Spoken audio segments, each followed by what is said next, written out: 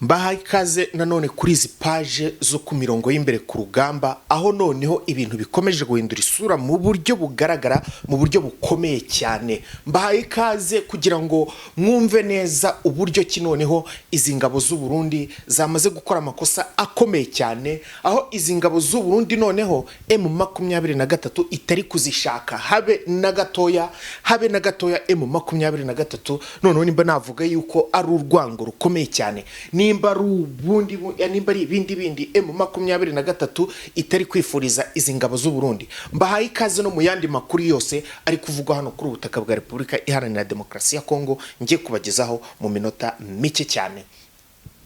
Reka nkubwire yuko ahanga ku mirongo y'imbere ku rugamba, aho urugamba rwambikanye neza cyane, aho urugamba rumeze nabe, aho umwana w'umurundi reka bari kumvuga ari kurira nyina ntiyumve, umwana w'umurundi ari mararira nyina ntiyumve, naho umutanzania we yamaze guceceka, yavuze ati ibingibi bifite ba nyirabyo, reka bari bo tubiharira babanze babikore mu gihe ubufasha butaratugeraho. Ariko nanone aba batanzania hakaba hari akandi kantu kabaremye agatima, bumva yuko kagomba kubagumisha ahangaha muri uru rugamba. Nako ndaje nkakubwira, reka nkuramburemo gacya cyane muri izi ncamake kugira ngo usobanukirwe neza nibiri kubera hano kuri ubutaka bwa Repubulika Iharanira Demokarasi ya Kongo ndetse no mu gihugu cy'u Burundi.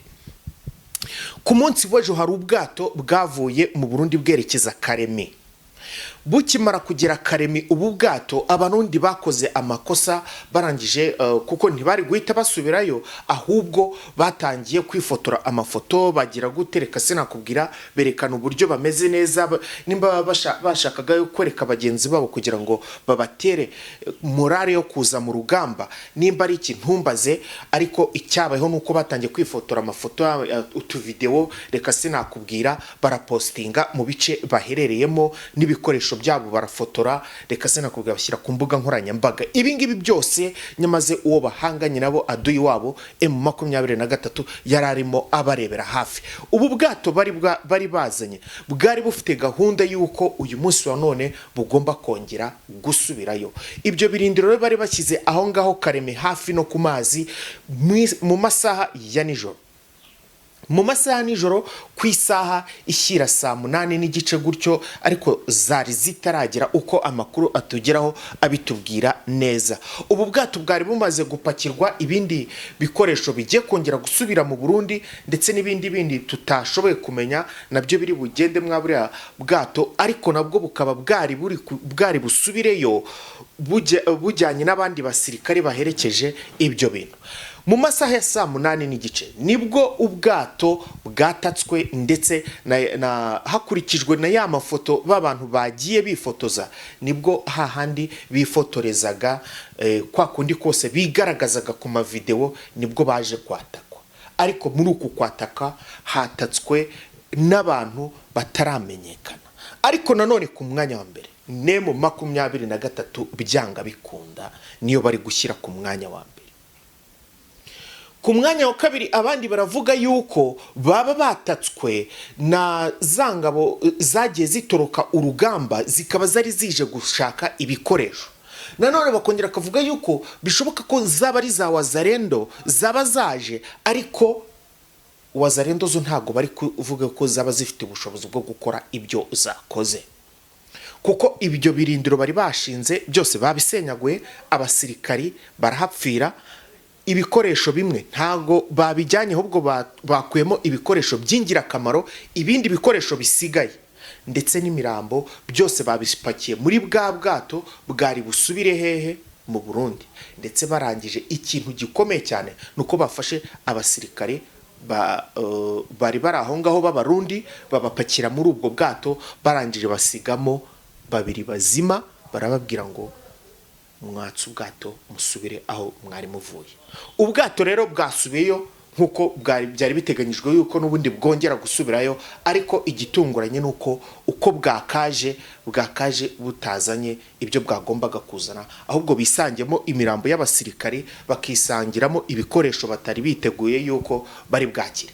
Ngayo nguko rero abarundi isanganya naryo bahuye muri iri joro mu masaha ya saa 8:30, ku isaha ya saa 9:30 ubwato bakabukubita ikiboko ngo nibusubireyo. Yes, nanone kandi kuri izi ngabo z'Abatanzania, aho ku munsi w'ejo bari bahamagaye muri Tanzania bari kubabwira ati twebwe hano ku rugamba bimeze nabi, abantu duhanganye nabo bafite igikoresho gikomeye cyane, mwebwe ni mutwoherereze ubundi bufasha n'ibindi bikoresho byose, mwongere mutwongere n'abandi basirikari bamenyereye iki kibuga, turebe yuko twakomeza guhangana na M23. Kuri inshuro rero ikintu cyabarimye agatima nuko Special Ibu yaje kubafasha, ariyo ya resiste no kuresista.